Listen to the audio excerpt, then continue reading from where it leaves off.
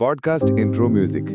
Hello दोस्तों, और स्वागत है आपका फ्रेंड्स रीडिंग कॉमिक्स में। मैं हूं आपका दोस्त बनी और मैं हूं नैना। और आज हमारे हाथों में है एकदम गर्मा गर्म नई नवेली कॉमिक मार्वल की डेडपूल इशू नंबर 2। नैना, तैयार हो जाओ एक अनोखे सफर के लिए। हमेशा की तरह बनी, शुरू करो। चलो फिर शुरू करते हैं।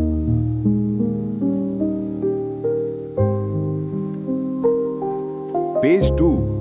तो नैना, पेज 2 पर हमें डेडपूल का परिचय दिया गया है। लिखा है कि वेड विल्सन, जिसे लोग मर्क विद अ माउथ यानी मुंह फट पैसे के लिए काम करने वाला, या फिर द रीजेनरेटिंग डीजेनरेट यानी बार बार ठीक होने वाला बदमाश भी कहते हैं, एक खतरनाक कॉन्ट्रैक्ट किलर, कमाल का सुपर हीरो और सबसे बड़े मस्करों में से एक है।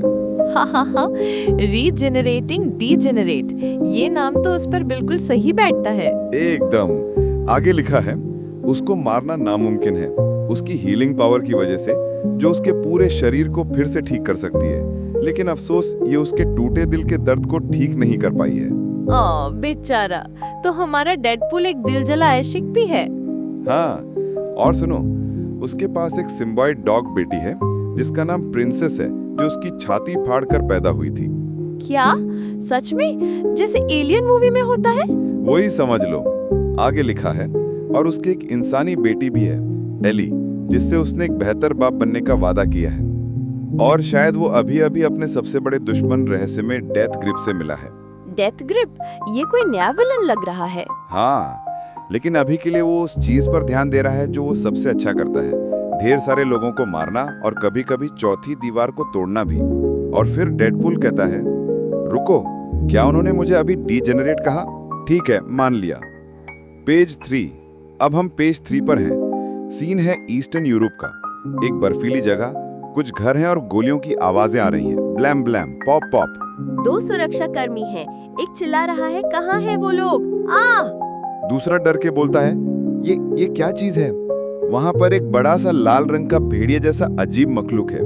ये प्रिंसेस है और वो एक गार्ड को अपने मुंह में चबाने वाली है।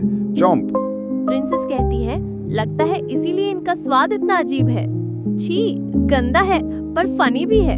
तभी डेडपूल हवा में उड़ता हुआ आता है और एक गार्ड को लात मारता है, किक, और कहता है, प्रिंसेस, मुंह में खाना भरा हो तो मारना बुरी बात होती है।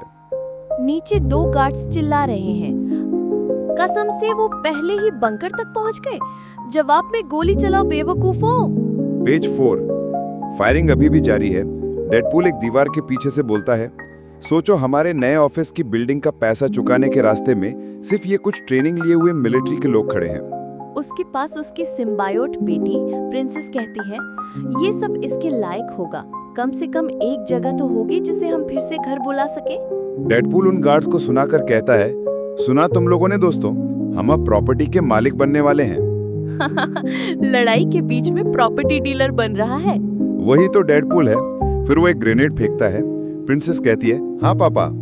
पेज 5। लड़ाई खत्म, हर तरफ धुआं ही धुआं है। प्रिंसेस कहती है, सूंघकर लगता है हमें सबको मार गिराया। डेडपूल कहता है, और इसके लिए बस थोड़ी सी मेहनत और थर्माइट ग्रेनेड लगे। फिर वो अपने रेडियो पर बोलता है, डी मनी से बेस को हमें पैकेज मिल गया है, ओवर। डी मनी, ये कब हुआ? और दूसरी तरफ से जवाब आता है, हमने तुम्हें साफ साफ ये कॉल साइन इस्तेमाल करने से मना किया था, और मेरा पायलट मुझे क्यों बता रहा है कि तुम सिमकारिया में उतरे थे? क्या तुम्हें पता है ना कि फ्यूल के पैसे तुम्हारी तनख्वाह से कटेंगे? डेडपूल उसे अनसुना करके फोन कान से दूर ले जाकर बोलता है, ओ शूट, माफ करना, मैं एक सुरंग में जा रहा हूँ, तुम्हारी आवाज कट रही है, ये कभी नहीं सुधरेगा। इस बीच प्रिंसेस पूछती है, क्या हमने अच्छा काम किया पापा? डेडपूल जवाब देता है, बिल्कुल, लगता है तुम और मैं अब इतने अमीर हो गए हैं कि एक खराब इलाके में एक मामूली ऑफिस बिल्डिंग का किराया दे सकें। फिर वो एक मरे हुए गार्ड की जैकेट उठाकर प्रिंसेस को देता है और कहता है, इन अच्छे फौजी भाइयों में से एक के पास वो फैंसी लिमिटेड एडिशन जैकेट थी जो तुम ढूंढ रही थी, और इस पर खून भी बस थोड़ा सा ही लगा है। पेज 6। चलो पेज 6 पर। सीन बदल गया है। एक घर का किचन है। एक लड़की एली, जो डेडपूल की बेटी है, बहुत गुस्से में है। उसकी देखभाल करने वाली एमिली कहती है, मैंने कभी किसी बच्चे को इतना गुस्सा होते नहीं देखा जबकि हवा में बेकन की खुशबू हो। क्या हुआ एली? एक लड़का टीजे बोलता है, कुछ नहीं, एली बस अजीब बिहेव कर रही है क्योंकि उसने अपने डैड को दूसरे दिन देखा था। एली चिल्लाती है, चुप रहो टीजे। तो ये उसकी दूसरी फैमिली है जिसके साथ वो रहती है। हाँ, एमिली कहती है वाडे यहाँ आया और हेलो भी नहीं कहा। मैं उसका सिर तोड़ देती अगर वो दूसरा ना उगा सकता। फिर वो एली से कहती है, शर्त लगा लो उसने तुम्हें वही मैं तुम्हारी जिंदगी बर्बाद नहीं करना चाहता वाला भाषण दिया होगा। मैंने उसे दर्जनों बार प्रैक्टिस करते सुना है। पेज 7। अब पेज 7 पर वापस डेडपूल और प्रिंसेस का सीन है। वो एक टूटे फूटे पुराने ऑफिस में है। प्रिंसेस कहती है, पता नहीं पापा, ये थोड़ा खराब हालत में लग रहा है और अजीब सी बदबू भी आ रही है। डेडपूल बोलता है, प्रिंसेस ये तो बस एक सुनहरे भविष्य की महक है। मुझे पता है ये ज्यादा कुछ नहीं है, पर ये एक सौदे में मिला। ज्यादातर इसलिए क्योंकि वो उस पोर्टल वाले बंदे का था जिसे हमने पिछले इशू में मारा था। बिल्कुल, उसने जगह भी मारकर ही कब लाई होगी। प्रिंसेस खुश होकर कहती है, आप कितने होशियार बिजनेसमैन हैं पापा। डेडपूल जवाब देता है, शुक्रिया प्रिंसेस, ये तो हमारे खून में है। फिर वो आगे कहता है, मैं सोच रहा था कि आखिरकार मुझे सुधरना होगा और वैलेंटाइन को भूलना चाहिए। लगता है मर्सनरी के काम में पूरी तरह से अपना दिमाग लगाने से वो हो जाएगा। प्रिंसेस कहती है, ऐसा लग रहा है जैसे आप अपने दुख को काम के नीचे दफन रहे हैं। पेज 8। हम वापस एली के घर पर हैं। उसका गार्डियन टेरी एक बुरा सा जोक मारता है। एमिली कहती है, तुम अभी भी हमारे साथ हो एली?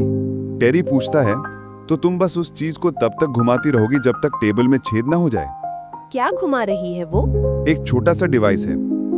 एली दुखी होकर कहती है, नहीं बस मुझे डैड के वापस आने का कब तक इंतजार करना पड़ेगा? उन्हें कॉल करने का क्या फायदा जब वो कभी आते ही नहीं। एमिली उसे समझाती है, तो सुनो बेटा, लगता है तुम्हें अपने तरीके से कुछ करना होगा।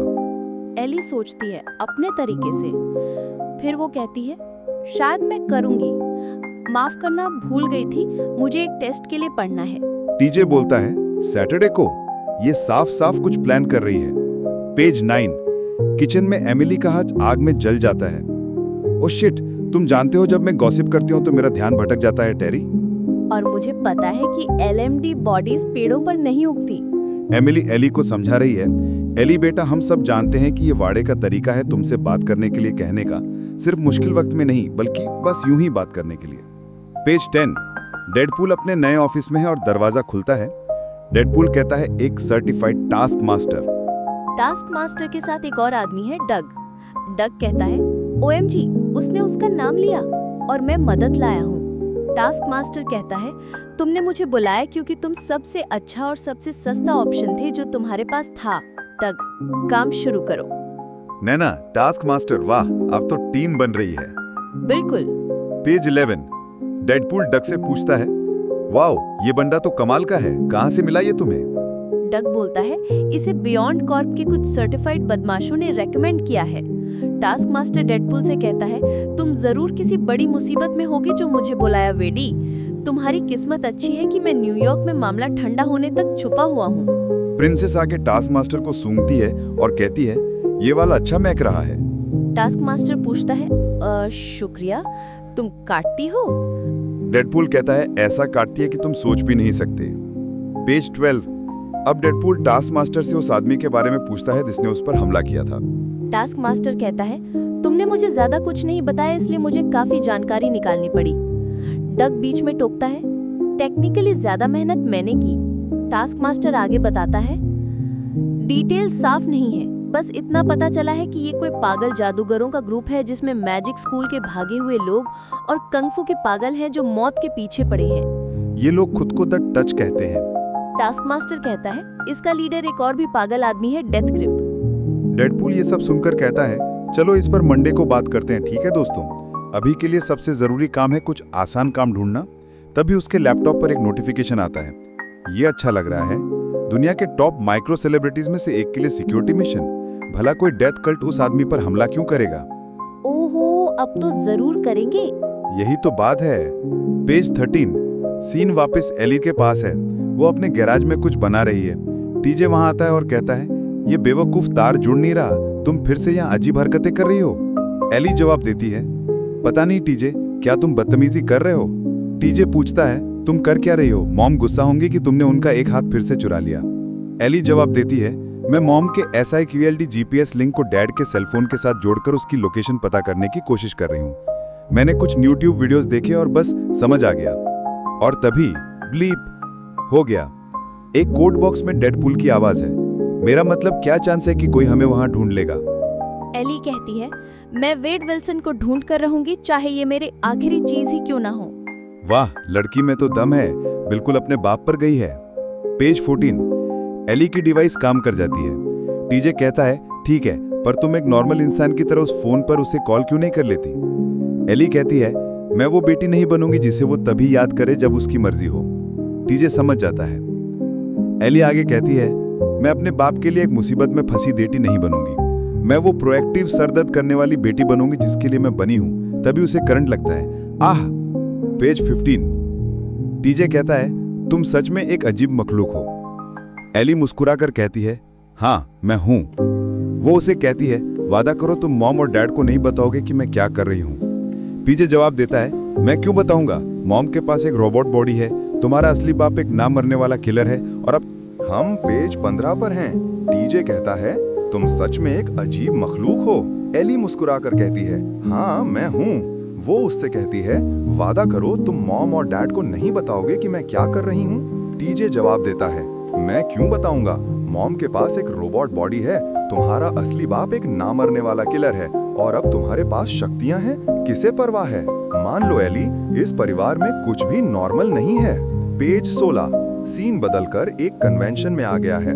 डेडपूल और उसकी टीम एक माइक्रो सेलिब्रिटी डेरेक के स्टॉल पर सिक्योरिटी दे रहे हैं। डेरेक के स्टॉल पर कोई नहीं है, जबकि सामने वाले स्टॉल पर लंबी लाइन है। डेडपूल डेरेक से मजाक करता है, शर्त लगा लो, तुम भी ऐसी लाइन चाहोगे है ना? डेरेक उदासी से कहता है, नहीं, वो सही कह रहा है, मैं सच में किसी को मार दूंगा अगर एक भी बंदा इस टेबल पर रुक जाए। बेचारा डेरेक। पेज 17, डेडपूल अपने पैर टेबल पर रखकर कहता है, वाह, इस आदमी को देखो, एक मेहनत करने वाले बिजनेसमैन के लिए कोई प्यार नहीं। टास्क मास्टर कहता है, इतने खर्चों के साथ नहीं, मेरा field rate triple over time है, तुम्हें पता है ना? डेडपूल कहता है, टास्की, दोस्ती का रेट इसी के लिए तो होता है। टास्क मास्टर जवाब देता है, यही दोस्ती का रेट है। तभी कन्वेंशन में भगदड़ मच जाती है। कोई चिल्ला रहा है, उस पागल के पास एक बड़ी गन है, वो पूरी बिल्डिंग गिरा देगा। डेडपूल खुश होकर कहता है, देखा, बिजनेस अब धूम मचाने वाला है। आगे बढ़ते हैं, पेज 18। डेडपूल डेरेक को कहता है, फिक्र मत करो, हमने सब संभाल लिया है। डेरेक जवाब देता है, ऐसा लग तो नहीं रहा कि तुमने संभाल लिया है। प्रिंसेस डेडपूल को चेतावनी देती है, पापा नीचे झुको। वो आगे कहती है, सूंघने की आवाज, मुझे उसकी गंध आ रही है, वो सीधा हमारी तरफ आ रहा है पापा, रुको, कुछ और भी है। पेज 19, एक बड़ा सा धमाका होता है। डेडपूल और टास्क मास्टर हवा में उड़ जाते हैं, हर तरफ मलबा है। बाप रे, एक्शन शुरू हो गया। पेज 20, धूल और धुएं के बीच टास्क मास्टर चिल्ला रहा है, एक मामूली कॉन्ट्रैक्ट के लिए ये बहुत भारी फायरिंग है किलर, लगता है हमें फंसाया गया है वेड। डेडपूल धुएं में से किसी को देखकर कहता है, मैं विश्वास नहीं कर सकता कि कोई इस अच्छे नौजवान के अजीब इन्फ्लुएंसर कन्वेंशन को बर्बाद कर देगा। धुएं में से एक आवाज आती है, क्या कर सकते हैं डेडपूल? प्रिंसेस गुर्रा रही है, ग्रर, वो बुरा आदमी धुएं के पीछे है पापा, मैं उसका खून सूंघ सकती हूँ, मैं उसे चखना चाहती हूँ। डेडपूल कहता है, जैसा बाप वैसी सिम्बायोट भेड़िया बेटी है ना? और अब आखिरी पेज, पेज 21। धुआं साफ होता है और हम देखते हैं एक भारी भरकम विलन को, जिसके चेहरे पर एक स्कल का निशान है और वो एक बड़ी सी मशीन गन से अंधाधुंध फायरिंग कर रहा है। वो कहता है, तुम्हारी लोगों में से उनकी सबसे बुरी आदत ही निकलवाने की गंदी आदत है, और नीचे लिखा है, टू बी कंटिन्यूड। क्या ऐसे सस्पेंस पर खत्म कर दिया? ये डेथ ग्रिप है क्या? नहीं, ये तो क्रॉस बोन्स लग रहा है। लगता है अगले इशू में पता चलेगा कि असली कहानी क्या है। उफ बनी, मजा आ गया, तूने तो पूरी कॉमिक ही पढ़ डाली। हाँ नैना, सोचा आज पूरा ही सस्पेंस खत्म करते हैं। तो दोस्तों, ये था डेडपूल का इशू 2। हमने पेज 1 से 21 तक पूरा पढ़ लिया है। थैंक्स बनी, ये बहुत ही मजेदार था। कोई बात नहीं नैना। तो सुनने वालों, मिलते हैं अगले पॉडकास्ट में एक नई कॉमिक के साथ। तब तक के लिए अलविदा। Bye everyone. Podcast outro music.